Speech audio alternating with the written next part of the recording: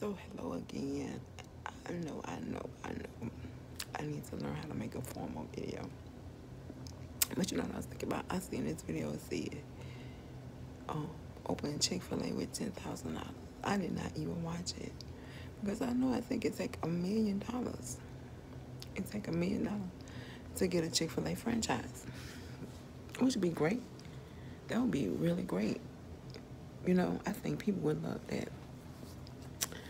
But I think you can make, I don't know, hundreds of thousands of dollars a day with just one store. So you would have your money back probably in the first year if you had that kind of investment. And how could you get that kind of investment? I have been talking about clubs, investment clubs. Starting a club, my uncle had an investment club. I don't think they invested in nothing major because my uncle, he lived well. But I wouldn't say, if he had any wealth anywhere, I couldn't tell. And he had a nice home. And he had a nice home. And I can't think of that neighborhood they used to live in. But then they moved to Glen Oaks, but they had, what is that? But I can't think of that neighborhood. It's such a prominent neighborhood for blacks, and I can't even remember the neighborhood. But anyway, he had a house in there where he raised his kids, and then when him and his wife bought another house after they had raised their kids.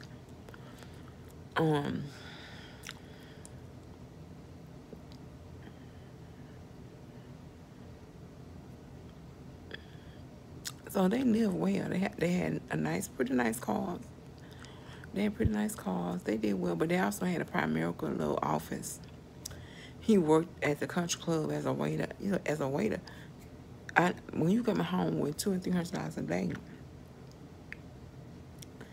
that really adds up. That really adds up to probably $3,000 or $4,000 a month. So he did have a job as a waiter at the country club. He had owned a restaurant for a little while, a little home cooking restaurant on Plank Road. Well, what does this have to do with anything?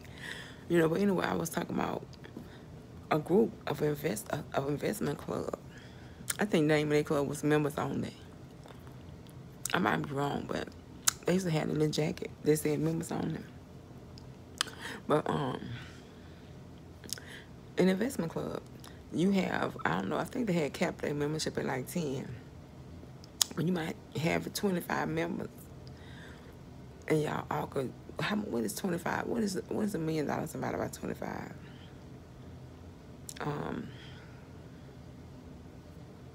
$40,000 each. I'm not sure. I think that's $40,000 each, or either $4,000 each. 40,000 each. 40,000. Yeah, it's $40,000 each. Oh, I tell you, you had your money back in the first year, plus probably a profit. Plus probably a profit. In 5 years, everybody will be a millionaire with one Chick-fil-A restaurant. In 5 years, everybody will be a millionaire. And we talking about having something for retirement. Having something for retirement, you can have something like that.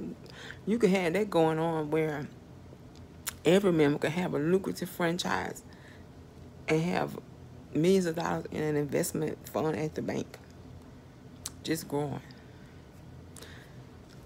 Now that is what you have good friends for, what you have investment clubs for, and that is what you have good friends for. I was reading that book. I can't think of this woman's name. Susan Orman. She said that they used to have, years ago, some bank account that would have this wonderful benefit to it.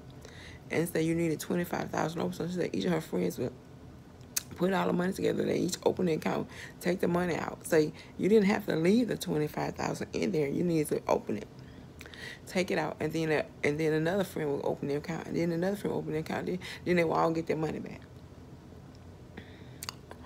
And that's a good reason to start an investment club if you're into something like that. I mean, you may not be into something like that. You may not be into weekly meetings, but monthly meetings are great. I think when you're doing something like investing, you probably want to have at least bi-weekly meeting to keep on top of the daily changes that investments may make.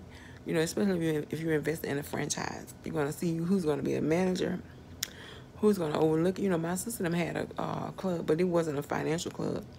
But they had a treasurer, they had a secretary, they had a president, you know, and then they all voted and made decisions on, you know, the things that they would participate in. They met weekly. But it was a social club, and they would socialize and do things that friends do. So that's why they, you know, it was important for them to meet weekly. But yeah, that's a great idea. Find you a lucrative franchise and see if you can get you a bunch of friends and invest. You have a bunch of money, a bizante. You'll be surprised who need money. I was looking at the news, and news didn't say they need money. Don't make me lie on nobody. The news didn't say this person needed money, but the news said that they had auctioned off one of their prized possessions, and it was for pennies. I'm like, probably the IRS probably all up in people's pocket. The IRS probably all up in people's pocket. That's why you have to make people accountable for what they do with funds, for what they do with money. I was looking at the news yesterday, I think, and they was talking about how all these people on the street in Los Angeles. Los Angeles just got a housing project. That is money that comes from the government through a grant to a 501c3. And you still got a super crazy homelessness problem. And they were just giving millions of dollars. I have no idea how much they were giving for that housing project. But I know that we had one here, and they were giving $200 million for it. So you don't know how much money they got. And nobody's giving an account for that money, but the IRS all up in your pocket. You better learn how to do your taxes. You better learn how to do your T-Zaxes.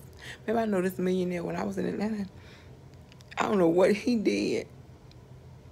And you know, Atlanta is the capital of tax fraud of the world. I don't know what homeboy did, but he got back $10,000 refund. He got back, yes he did. But you know, I've done tax before. You can give, and you can have where you have a deductible. Like say you give $10,000 to the battered women's shelter. Well, you can deduct $100,000 from the amount the IRS say that you owe them.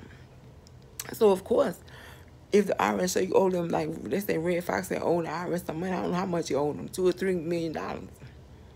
But they said he was in a po house. And say owed him $2.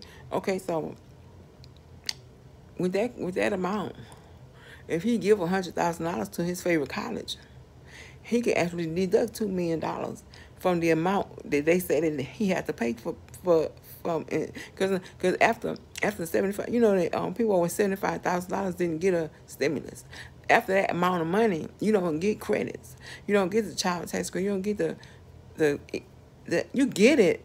It's factored into your earnings, but you make so much that it becomes it just reduces what you would have to pay.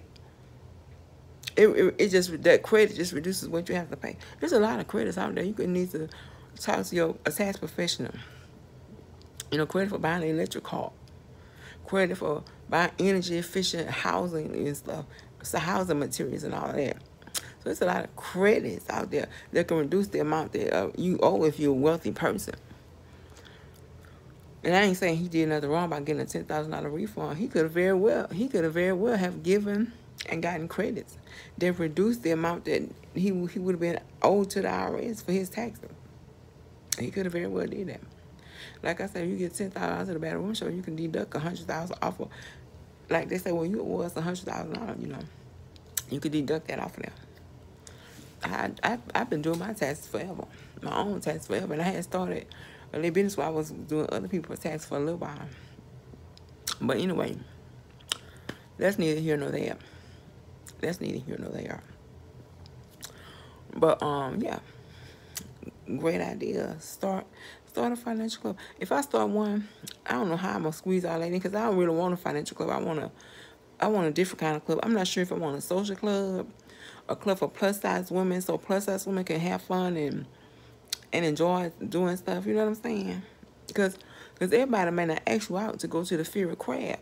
But you seeing everybody eat them oysters with that sauce and them crab legs and them king crabs and lobsters, and you be like, you know what? Calling my group and we're gonna have a meeting. It's gonna be at the favorite crab this week. You heard, man? We're gonna be taking selfies and eating crabs and oysters and sausages. So I don't know if I want to start a plus size club so we can just enjoy ourselves together, or a book club, or a financial club. So I don't know. I'm not sure. I don't know. I'm thinking about it. But anyway, right now, all that look like it's on the back burner because things are just so crazy. You know what I'm saying? In the world, crazy now in life. People are still working remotely. I might try to hook up something remotely myself. I am actually trying to hook up something that's freelance, self-employment, you know. But anyway, be blessed. And an idea, go get you a Chick-fil-A with 20 of your homies. And you, in 5 years, you, I'll be a millionaire and you can eat all the chicken you want. Actually, you cannot eat up your inventory. You can't eat your inventory. You cannot eat your inventory, but you can eat you a few pieces of chicken every once in a while. Every once in a while, you can eat your few pieces of chicken. But let's say you get tired of that food when you work with it, say you don't want to eat it. I don't know. Anyway, everyone have a blessed rest of your Sunday.